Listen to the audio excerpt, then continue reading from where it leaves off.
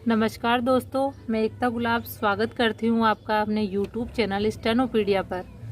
यहाँ पर दोस्तों हम आसान तरीके से शॉर्ट हैंड ऋषि प्रणाली सीख रहे हैं। फ्रेंड्स, पिछले वीडियोस में हमने शॉर्ट हैंड ऋषि प्रणाली की वर्णमाला और रेखाओं के प्रकार को समझा था। आज के वीडियो में हम व्यंजनों को मिलाना सीखेंगे, अर्थात व्यंजनों से शब्द बनाना सीखेंगे। तो दोस्तों स्टार्ट करते हैं हम आज का वीडियो। शब्द बनाने के लिए सबसे पहला नियम ये होता है कि जब हम शब्द बनाते हैं तो पेंसिल को कागज़ से उठाते नहीं हैं, अर्थात जहाँ पे हमारा पहला व्यंजन ख़त्म होगा वहीं से हम दूसरा व्यंजन स्टार्ट करते हैं। आइए देखिए किस प्रकार से। सबसे पहले है सक। तो ये देखिए स, और यहीं से हमें बिना पेंसिल उठाए कै को लिख देना है, तो सक। अब दोस्तों स की रेखाएं दो प्रकार से होती है। ये देखिए इस प्रकार से भी स होता है, लेकिन इस स के साथ अगर हम कै को जोड़ेंगे तो वो इजी वे में जुड़ नहीं पाएगा और हमारा हाथ रुकेगा, इसलिए हम इस स का प्रयोग करते हैं। अब आगे देखिए टक। तो ट और कै। पक के लिए पै की रेखा हल्की रेखा होती है 120 डिग्री पे, और यहीं से हमें कै की रेखा खींचनी है। कै की रेखा सरल रेखा होती है और हल्की होती है। आगे देखिए बग। तो बै की रेखा मोटी होती है 120 डिग्री पे, और गै की रेखा आड़ी रेखा होती है बग। अभी देखिए लर। तो लर को दोस्तों हम दो प्रकार से लिख सकते हैं, ल और ऊपर से नीचे आने वाला रै, और इसी प्रकार से ल और इस रै का प्रयोग भी हम कर सकते हैं। इस प्रकार लर को हम दो तरीके से लिख सकते हैं। आगे देखिए मक।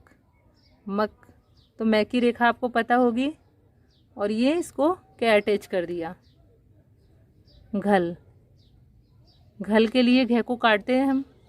तो दोस्तों इस प्रकार आप देख रहे होंगे कि पेंसिल, एक शब्द जब तक पूरा नहीं होता पेंसिल हमें उठानी नहीं होती कागज़ पर से। जैसे ही पहला व्यंजन का एंड होता है वहीं से हमें दूसरा व्यंजन स्टार्ट करना होता है। घल को हम एक तरीके से और लिख सकते हैं। आपने पढ़ा होगा कि ल को हम दो प्रकार से लिखते हैं, तो घल को हम इस प्रकार से भी लिख सकते हैं। ये भी आपका सही है। आगे देखिए दूसरा नियम हमारा ये कहता है कि जब दो व्यंजन आपस में मिलते हैं तो इस बात का ध्यान रखना चाहिए कि जो ऊपर जाने वाला प्रथम अक्षर है वो हमेशा कॉपी की रेखा पर हो, और दूसरे अक्षर की लाइन है वो कहीं पर भी आ सकती है। तो पहले अक्षर की रेखा को हमें ध्यान रखना है। जैसे देखिए पंग। अब पंग में देखिए आप, अंग की जो रेखा है वो इस तरीके से लाइन के ऊपर ऐसे आती है। तो ये तो वैसे इजी है। पै की रेखा है वो ऊपर से नीचे की ओर आती है, तो इसको हम ऐसे अटैच कर देंगे इस प्रकार से। पै और अंग, न को डार करके हम अंग को पढ़ते हैं। अब इस प्रकार से आगे देखिए टप। तो ट और पै। अब पै की रेखा दूसरी लाइन में चली गई, पर इससे कोई फर्क नहीं पड़ता। ये पहला जो व्यंजन है इसका स्थान बिल्कुल सही होना चाहिए। चग। तो 60 डिग्री पे हल्की रेखा, और यहीं से गहरी मोटी रेखा, चग। अब फट को देखिए फै और टे। फै के लिए इसको बीच में से काट देते हैं। दड। दड को दोस्तों दो प्रकार से लिख सकते हैं। ये देखिए दड, और ये द और ड, दड। दोनों प्रकार से हम इसको लिख सकते हैं। आगे देखिए अब कै वर्ग जो हमारा है, कै वर्ग आपको पता होगा इस प्रकार से, कै, ख, ग और घ। तो जो कै वर्ग है इसके अलावा मैं है, न और अंग। ये रेखाएं दोस्तों ऊपर से नीचे या नीचे से ऊपर जाने वाली रेखाएं नहीं हैं, बल्कि ये आड़ी रेखाएं हैं। तो इनके लिए हमें ये ध्यान रखना है कि जब इनके बाद में ऊपर से नीचे आने वाली अगर कोई रेखा आती है तो इनको हम लाइन के ऊपर रखेंगे। जैसे देखिए ये देखिए खट। तो ख की रेखा वैसे तो लाइन के ऊपर इस तरीके से आती है, लेकिन अब चूंकि इसके आगे ट है तो हम इस प्रकार से लिखेंगे इसको, ख और ट इस प्रकार से लिखेंगे। यानी कि इसके हिसाब से इसका स्थान हम फिक्स करेंगे, क्योंकि हम इस तरीके से इसको नहीं लिख सकते, ये गलत हो जाएगा हमारा। तो हम इसको इस प्रकार से लिखेंगे। तो देखिए खट, ख और ट, खट। अब मड़ है, तो मड़ के लिए देखिए इस प्रकार से हम लिख सकते हैं। और अगर ये वाला अड़ हम यूज करते हैं तो फिर हमें मैं को ऊपर लिखना पड़ेगा, गब। ग ऊपर चला जाएगा और बै। आड़ी रेखा के बाद में अगर खड़ी रेखा आती है तो आड़ी रेखा को हम लाइन के ऊपर ले जाते हैं। कट, क ऊपर चला जाएगा और ट, कट। मट, तो अब मट को देखिए दोस्तों, मैं दो प्रकार से हम लिखते हैं, ये भी मैं है और ये वाला भी मैं है। अब इस मैं के साथ अगर हम ट को लिखेंगे तो वो थोड़ा सा हमारा यहाँ पे फ्लो टूट जाएगा, लेकिन अगर ये मैं यूज किया तो वो थोड़ा इजी वे में और स्पीड से हम लिख पाएंगे। तो इसमें का प्रयोग हम करेंगे। तो ये देखिए मैं ट, मैं के लिए इसको काट देंगे नप, तो ये देखिए नप। कल, तो क ल। अगर आप ऊपर से नीचे आने वाले ल का प्रयोग करेंगे तो क हमारा ऊपर चला जाएगा, क ल, कल। ये देखिए कव, तो क व, न और ये व। आगे देखिए अगला नियम ये है कि अगर दोनों ही अक्षर या शब्द में जो जितने भी अक्षर है वो सारे ही अगर आड़ी रेखाएं होती है तो हम उनको लाइन के ऊपर से स्टार्ट करते हैं। जैसे देखिए मन, तो मैं भी आड़ी रेखा है और न भी आड़ी रेखा है, तो हम इन दोनों को लाइन पर इस प्रकार से लिखेंगे मन। इसी प्रकार से नक को देखिए, न और क, कन, क न। गन, मोटी रेखा आएगी और गन। आगे देखिए नम, तो ये देखिए नम। मग, इस प्रकार से इन शब्दों में दोनों जो रेखाएं हैं वो आड़ी रेखाएं हैं, इसलिए हमने इनको लाइन के ऊपर ही लिखा है। परंतु अगर दो आड़ी रेखाओं के बाद में तीसरी रेखा ऊपर से नीचे आने वाली आएगी तो हमें स्टार्ट की जो दोनों रेखाएं हैं आड़ी रेखाएं उनको लाइन से ऊपर लिखना पड़ेगा। जैसे देखिए किस प्रकार से, ये है हमारा मनप। तो आप देख रहे होंगे कि मैं और न ये दोनों आड़ी रेखाएं हैं, लेकिन इस प्रकार से अगर हम लिखेंगे इसको तो ये पै हमारा अगर हम जोड़ेंगे तो ये गलत हो जाएगा। तो इसके लिए हम क्या करेंगे, इस प्रकार से लिखेंगे इसको, यानी कि मैं और न ऊपर चले जाएंगे और फिर क्या आएगा, क्योंकि नियम हमारा यही है कि दो आड़ी रेखा भी आए और उनके बाद में अगर ऊपर से नीचे आने वाली रेखा आएगी तो हम इनको ऊपर ले जाएंगे और फिर इस प्रकार से लिखेंगे। तो अब देखिए मनप, मनप, मैं न प, मनप। अब ये देखिए कनप, तो इसी प्रकार से क न और प, कनप। अब इस शॉर्ट हैंड में क्या होता है कि शब्द बनाते वक्त अगर पहला जो व्यंजन है उसका स्थान फिक्स कर लिया हमने तो दूसरे अक्षर का जो स्थान है उसके ऊपर हम ज़्यादा टेंशन नहीं लेंगे, ज़्यादा विचार नहीं करेंगे। जैसे देखिए पक, तो पै के लिए ऊपर से नीचे आने वाली रेखा है, ये यहाँ की ख़त्म हो गई तो इसके बाद में हमने यहीं से स्टार्ट कर दिया कै। अब ये देखिए पकज, तो पै कै, अब जय नीचे वाली लाइन में आ गया, पर ये गलत नहीं है, ये बिल्कुल सही है क्योंकि पहला स्थान हमने सही किया है। पहला स्थान फिक्स होने के बाद में इन स्थानों पे हम विचार नहीं करेंगे। पर अगर हमें सिर्फ कज लिखना होता तो हम इस प्रकार से नहीं लिखते उसको, हम इस प्रकार से लिखते, यानी जय के अकॉर्डिंग हम कै को ऊपर ले जाते। लेकिन यहाँ पे पकज है तो पै के अकॉर्डिंग पहला स्थान फिक्स हो गया तो कै और जय पकज इस प्रकार से लिखेंगे हम। लेकिन अगर अकेला कज जाएगा तो हम इस प्रकार से लिखेंगे।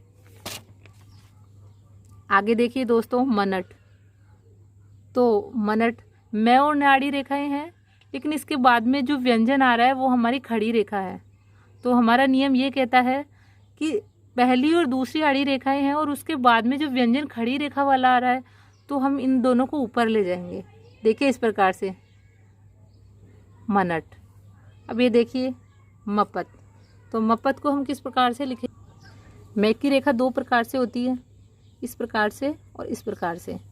अब अगर हमने इस प्रकार से मैं और मपत लिखा तो इसमें यहाँ पे हमारा थोड़ा सा फ्लो छूट जाएगा और हमें मैं के साथ पैक को जोड़ने में थोड़ी सी दिक्कत आएगी।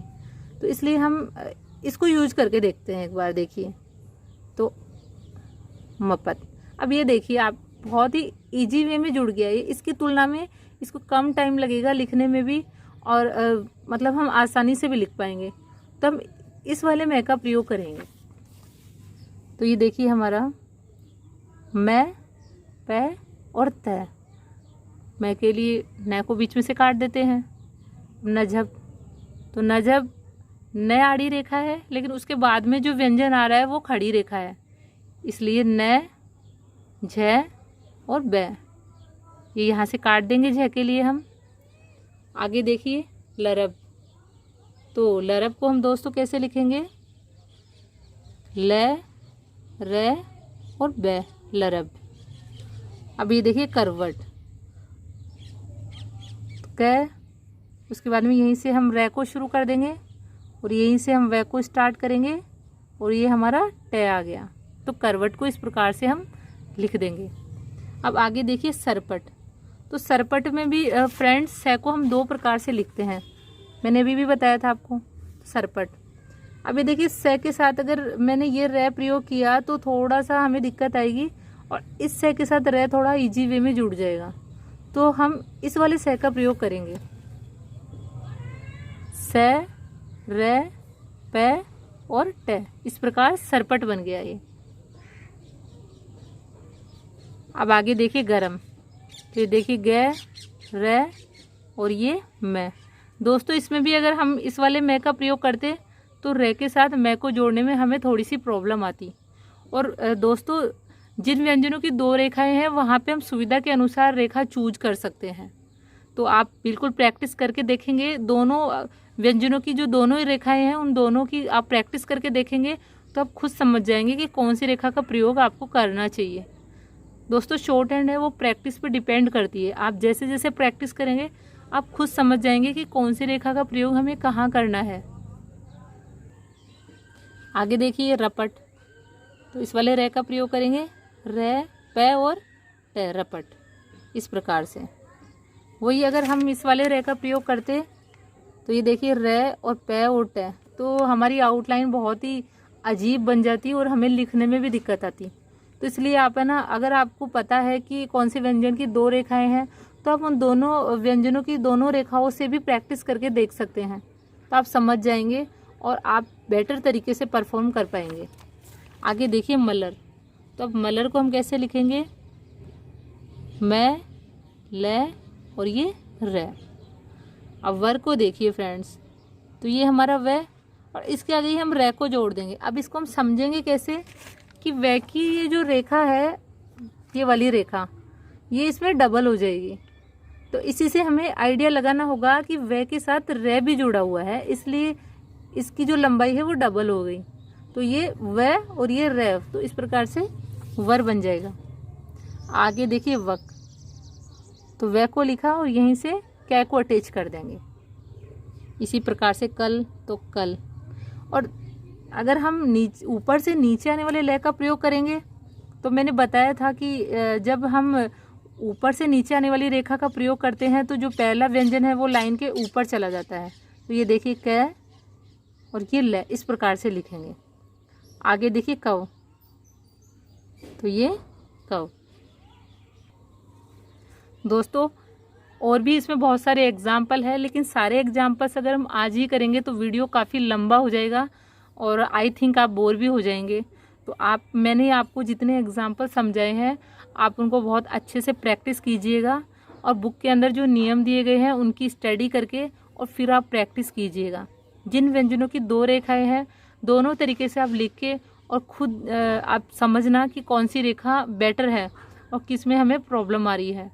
तो आप बहुत अच्छे से प्रैक्टिस करना और इसके जो बाकी के एग्जाम्पल्स हैं वो हम नेक्स्ट वीडियो में पढ़ेंगे। अगर ये वीडियो आपको पसंद आया हो तो इसको प्लीज़ लाइक कीजिएगा, मेरे चैनल को सब्सक्राइब कीजिएगा और अपने अदर जो फ्रेंड्स हैं उनके साथ आप शेयर कीजिएगा ताकि आपके फ्रेंड्स भी इसी प्रणाली में शॉर्ट हैंड सीख सकें, इस चैनल का लाभ उठा सकें। Thank you.